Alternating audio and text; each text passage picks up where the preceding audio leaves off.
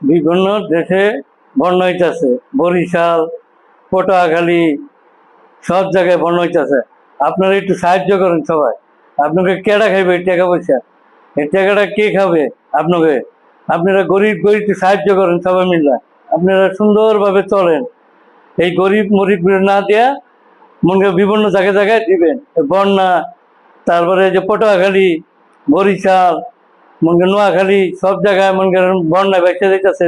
বৃষ্টি বাদলে সব কিছু ধন চলে যেতেছে, জমি জামি সব ভেঙে যেতেছে গা। আপনারা পারলে একটু সাহায্য করেন সবাই মিলে, গরিব করে হেল্প করেন। এই টাকাটা কেটা খাবে আপনাদের? হ্যাঁ, এই টাকাটা কে খাবে? গরিব করে একটু সাহায্য করলে আপনাদের হেল্প হবে, দোয়া পাবেন সব জায়গায়।